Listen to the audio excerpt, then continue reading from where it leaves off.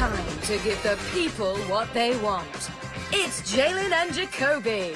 He is Jalen Rose. What up, though? I'm David Jacoby. And on the cool check-in. And we remain Jalen and Jacoby on ESPN2. What do we do? We get the people. Yes, we do. What do we give them? They want. The people want the NBA season, and the NBA season is upon us, just hours away from the Celtics and Cavs. While there are a slew of predictions and rankings and previews all over the place, we thought that we would highlight some of the more underappreciated and underreported stories as we head into the season. Jalen, this is interesting. You always say it's a point guard-driven league, but this season, you say the bigs are back. Why is that? The bigs are back in town. Wow, I like this. I like this. Here's the deal.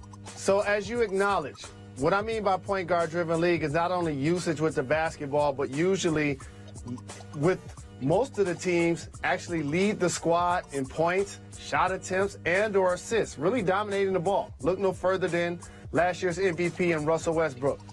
Now, these bigs, however, are Hakeem Olajuwon, Kareem Abdul-Jabbar, Shaquille O'Neal leading their teams to championships, but I always do a distinction between the skill versus the will bigs, and then the best of both worlds. Okay. And what I mean by that is guys that, with their skill, able to dribble, pass, and or shoot, and or score on the post, are offensively dominant. So those are players like Karl Anthony Towns, who averaged over 20 points last year. Jokic in Denver, who was 4th in the league in triple-double. Nurkic, who showed his potential once he got to the Portland Trailblazers, going to be a game changer playing down low with the boys. So those are the guys that really stand out in the skill category. And you would say that there's more of them now than there have been in previous years. Absolutely. They continue to nurture. They continue to work on their craft. And now all of a sudden, these guys become focal points of the offense in a lot of ways because they open up the post. They're able to do drop passes. They're able to do dribble handoffs. And now, instead of just being guys that are able to catch and finish, they're actually able to create plays for their teammates at the skill spot. What about some will bigs? The will bigs, these are guys that will get you a bucket every now and then on the block. If you drop it to them, you want to reward them Matambo style. But they're in the league basically to run, jump, dunk, i.e. catch lobs, and block shots. These players are Rudy Gobert, whose offense is improving, Andre Drummond of the Detroit Pistons, and Steven Adams. Now, big fella, you at least got to lead your team in rebounding this year. Russell can't lead the squad in rebounding. He will. That he just will. can't That was happen. an experiment. That was a year-long experiment. But these are guys that change the game in that way. They talk about so many intangibles, but energy is one. That's something that all of those guys bring. Andre Drummond, improving offensive player on the block. But have you seen his free throw percentage? Dre, you know I love you. You know I want the Pistons to go to the playoffs. We got to get better at the line. Not sure if either of those things will happen. But then there's this elusive third category, the best of both worlds, the R. Kelly Jay-Z album. Who has both the skill and the will? So I could go to the OG like Marc Gasol's been Defensive Player of the Year, but still playing, facing up the basket. I could go Anthony Davis, who's amongst the league leaders seemingly every year, not only points, but rebounds and blocks. But let's go deeper into the box for a couple of young. Who's added to that list now? Who's doubt. new this year? And the thing I like about these two guys is I see them on social media having a little spat. Because they're both on the come up in their own way. And they're both great at social media. One, Joel Embiid. We get a maximum deal this offseason with the Philadelphia 76ers. He can shoot the three, he can play on the post, he gets you a couple of blocks, he's a physical presence. And then you see him shoot the one-leg step-back jumper in preseason. You normally don't see guys his size with that level of touch. And the other guy I mentioned is Hassan Whiteside. Yep. Initially, his jumper was a lot uncomfortable, especially when he caught it in the paint. But when I see the big fella, he's down there doing work. Double-figure points, double-figure boards, amongst the league leaders in block shots. These are two up-and-coming bigs to the category a best of both worlds. So you've got your will bigs, your skill bigs, and your best of both worlds big. There is an interesting thing that's happening in New Orleans where there are two bigs. There are two people that would play the five if they didn't both have each other on the roster. And that, of course, is Anthony Davis and Boogie Cousins. I don't think this experiment is going to work. What do you think this year has in store for DeMarcus Cousins? It's going to work for both players because they're too talented and too productive not to put up big numbers. It's not going to work for their squad because I don't think they're playoff bound, especially in the Western Conference. What I think ends up happening, and I talked about this with Isaiah Thomas, and I'm looking at Paul George as well. When you have current all-star level players that haven't signed long-term deals with their teams, there's a reason for that. And you saw Russell Westbrook, he's like, where my contract at? Oh, I see y'all can build a squad around me. Thanks a lot. John Wall, good looking out. And so I think DeMarcus Cousins holds the keys to what may be the opportunity for the next super team. Ooh, tell me more, Mr. Rose. In the NBA. Tell me more. Right. Tell me Boogie! more. DeMarcus Cousins is the key to the next super team. You're going to have to unpack that a little bit for me. He got the keys. Here's the thing. Because Boogie could jump up and say, you know what? I work out in L.A. in the summer. I like to break bread there. Why don't I end up playing with the Lakers? And then all of a sudden, you have another skilled guy in Boogie playing in the same building as another will guy that I omitted, DeAndre Jordan. Now all of a sudden, Paul George is like, remember talking about going home to L.A.? That looks pretty good. Looks a little better. And then LeBron starts looking up. With LeBron. Yeah, he's like, oh, you yo, want me to redo my deal? We supposed to get together at the draft I in can sign a Cleveland one-year with me, deal. you, and Melo, but it didn't happen. Maybe we could do it in L.A. with Magic. So, Boogie holds the keys because as Paul George may finish the year with OKC, I don't think DeMarcus does in New Orleans. There's a lot of chatter in the MVP race about Kawhi Leonard and LeBron James being sort of at the forefront to win that award. Who is a real dark horse candidate that you could see coming up and snatching that trophy? A handful of years ago, I labeled this squad Team Futuristic because of this player, the Milwaukee Bucks, is Giannis Antetokounmpo. For those that haven't been paying attention, all of the major statistical categories, he ranked in the top 20. That has happened never. He's the first player to actually do that. He's in the Eastern Conference. They have an opportunity to be a top 4, worst case 5 seed. He's going to improve his jump shot.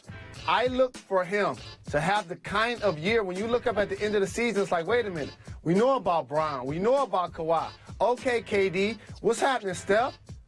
Okay, Russell. And he's like, wait a minute. Giannis may get this trophy. It's going to be the kind of year that he's got to be in that conversation, and it's going to be closer than a lot of people realize for a player that could walk down the street still, and a lot of people wouldn't know who he is. Jalen, even after the craziest offseason in the history of the NBA, when we saw a new Big Three form in Oklahoma City, we saw Gordon Hayward and Kyrie Irving join the number 1 seed in the East. We saw Chris Paul join James Harden in Houston. But on May 31st of 2018, at Game 1 of the NBA Finals, are we still headed toward another Warriors-Cavs Finals? I already have my hotel room booked in the Bay Area. I already have my plane ticket. See, when you've been doing the NBA Finals for television each year since 2002, you don't wait till the last minute to book your travel. Because you know what happens when everybody starts to realize that something is a finality? Everybody's on the phone with the travel agent. Everybody's on the phone with the airline trying to get car service. I already have mine. We will be in Golden State for Game 1. LeBron James, Steph Curry, Kevin Durant, Draymond Green, Kevin Love. That will be our NBA Finals. No question about it. Coming up next on Jalen and Jacoby, I'm going to put the straitjacket on and ask the question. And Klay Thompson. Am I crazy? Jalen, if you owned the Pistons, what's the first thing you'd do?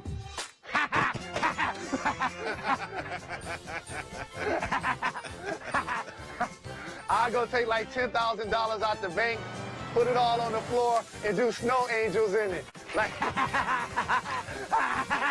I made it.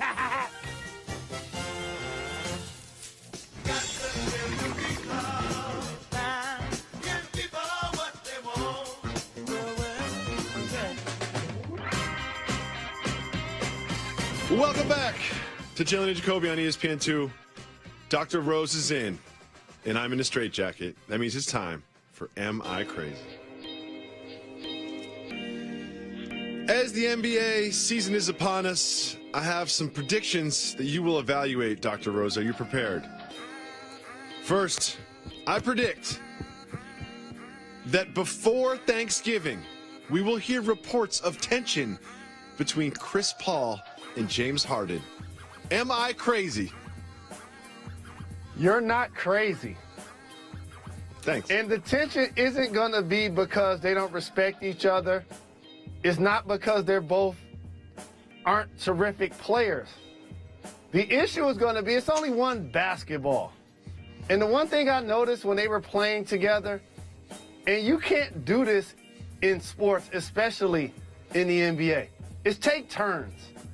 And so Chris Paul, who's been a ball dominant and rightfully so guard, around 18 and 10, a couple of steals his entire career, is because he navigates so well. And he makes players around him better. And it just so happens that he can score the basketball, and now he can even make the three consistently. James Harden is one of the few players that have ever led this league in total points and in assists. Very unique for a guy that's done this recently. So based on the substitution patterns, trying to get each of them time with the other four guys when the other one isn't on the floor, that's going to create a unique dynamic that they personally won't be at odds, but it's only one basketball. And because the roles are going to be so tough to define, that in itself, not the individuals, is going to create a level of friction. Jalen, I predict that after taking a season off this year, Draymond Green will get back to kicking people. Am I crazy? You are crazy. What? Draymond Green will throw elbows. What? He will give forearm shivers. He's getting back to kicking people. It's part of who he is. It's what he does. He will not be kicking people, however. I think that phase of his career has ended. He understands he has an opportunity to play with the dynastic squad in the Golden State Warriors, and he's going to have a terrific season. So I think you're crazy to challenge my guy that represents Saginaw pride. All right, all right. Dr. Rose, no more Carmelo, no Phil Jackson, but no improvement. I think the Knicks are still going to be terrible this year. They're going to be worse than last year. Am I crazy? You're not crazy. Oh, no. And good? I know you're a die easy, especially wearing that outfit. Knicks fan, and this is why we have you in a straitjacket right now, because we were going to talk about this topic. Yes, you don't have Phil, but he's still going to collect his over $60 million over those handful of years. You don't have Carmelo, but he had a no-trade clause. And so he helped navigate his way out of town. You're going to like Enes Kanter playing up front with Porzingis, however. Tim Hardaway in the backcourt. While the Knicks may not be a playoff team, their win-loss record will probably mirror what it did last year. Dr. Rose, I think as the season goes on and we get exposed to more and more of the actual play of their young core, the Lakers will become a less attractive destination for potential free agents. Am I crazy? Based on if you think about going to play with their squad because they're going to make a playoff push, or Brandon Ingram is going to average 25 points, or Ball is going to be in the top 3 in assists, then that makes you crazy. If you're going to go to LA to be a part of a storied franchise that has a resurgence in its future eventually, because Magic Johnson and Rob Pelinka are running things, and you're Boogie Cousins and or Paul George, and you just say, I want to go home regardless of who's on the squad, then I agree with you. But you're going to need those guys to show another level of improvement to me if you're going to lure a guy like LeBron James from Cleveland. Dr. Rose, I predict this season, Joel Embiid finally gets what he really wants. An all-star selection and a date with Rihanna. Am I crazy? You're half crazy. What? Because he will be an all-star, but Rihanna's in a relationship. Is she? While Moving on. Mr. Rose, I've got more questions, Dr. Rose. Dr. Rose. I know, but while his stats are going to be there, and rightfully so, she's in a relationship, and it's not with him. We're going to get to my final question, my final prediction, the most important one. I think after the NBA season starts, fatigue sets in, travel, I think with all of this will be hard on someone in the NBA. I think it's going to be hard on Jalen Anthony Rose. And I think that we will have the return of Kangaroo Jalen by the end of the season. Am I crazy? You definitely crazy. You'll see Durag Jalen. You'll see Jalen with the bat. You'll never see Kangaroo Jalen ever again. Thank you very much, Dr. Rose. When we come back. You can call me Dr. J. Nah.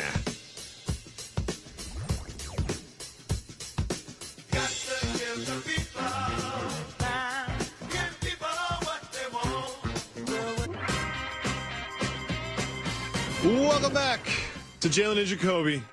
Jalen Rose, the 2018 Iowa State basketball recruits recreated some iconic Fab Five photos. Here they are, side by side, looking very similar. What do you think about this homage? I'm rooting for them. I'm not mad at them at all. I think they're fly. I think they're dope.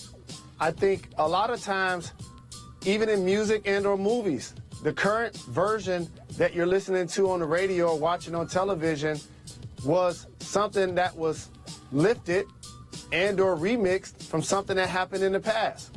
And usually those become the hit records and or movies. So I like it a lot, and I appreciate the love. I understand why you would like it. It's an homage to you. It's showing you respect and admiration. But you know why I don't like it? Gotta keep the expectations low. You know, like before you've even played a game, you can't start talking about the Fab Five. You know, like let's just keep the expectations low. That's all. Just, you know, just a little advice from your buddy Uncle Jacoby. Next, Hall of Famers Karl Malone and John Stockton still hanging out together. They went to the Auburn LSU football game, and this photo was taken of them both on their flip phones. This was this weekend. This was not 15 years ago. Still having a flip phone. Soft move or boss move? Boss move. Why is that? Staying true to who you are. And keeping a comfort level within your own being that I see certain things are happening, certain trends, certain technological updates. I'm going to follow some, but not all. I like my phone. It just so happens to be a flip. I'm comfortable with it, and this is what I'm rocking with. I'm not worried about people pointing and teasing and giggling. I hope they're still using T9 texting. I was so nice at T9 texting for 2 months. Next, the Barbados Ministry of Tourism is renaming a street in St. Michael Rihanna Drive. I know you love legacy, you love statues, you love these sort of recognitions. Would you rather have a statue or a street named after you? Statue. Yeah, I'm going statue too. Because there are so many people that have streets named after them. Every block has a name, as a matter of fact. And you usually don't know where or who is named after. In this case, because she is an iconic figure that does a terrific job of representing her hometown and has become a superstar in entertainment, she not only deserves a street, she deserves a statue also. I want a main drag, too. Like, a lot of times in New York City, if you get a street named after you, it's like 1 block long in a bad neighborhood. You know what I mean? Like, I want a main street that people actually go on. When I get a street named after me in Pelham, Massachusetts, where they barely don't have street signs. MLK Drive in nice neighborhoods also. Okay. The Thunder have been showing off their Halloween costumes. First, we have Carmelo Anthony dressed up as the Night King. Jalen Rose, you have no idea who that is, but this is a great recreation of the Night King. Well done. Looks like he spent about $1,500 on that. Then, not to be outdone, we have Russell Westbrook and Nick Collison recreating the iconic photo of Wesley Snipes and Woody Harrelson from White Men Can't Jump. Couple things. Number one, how mad is Kyle Singler that he was not asked to play the role of Billy Hoyle in the recreation of White Men Can't Jump? Come on. He's not tripping. Oh, come on. He looks just like Woody Harrelson. He's not tripping. Come on. He's a little mad. He's a little mad. He said something. He said something to Russ. He like, Russ got me on the squad. Good looking, dog. Finally, we have this very important story. If you will look up from your cell phone for 1 second. A man stole $1.2 million worth of fajitas over 9 years in Texas. Apparently, he worked for some sort of fajita frozen food distribution company, and these places were ordering hundreds of pounds of fajitas, and he would then steal them and redirect it to other customers. Jalen Rose, what would you do with $1.2 million of fajitas? Well, he didn't have them all at once. He was slowly bleeding the company. This is a smart guy. Unlike the movie Friday, he didn't get fired on his day off, no doubt. Because most people try to do it all at once. We're celebrating this guy. This is a smart guy. That's what we're going with. The guy that stole over $1 million worth of fajitas in Texas and got caught. How about this? And got caught. He been eating good. He been eating good. Smart guy, Dr. Rose. He been eating good. We'll be back tomorrow. Jalen and Jacoby Thank you. on ESPN2. You're far too kind. Got to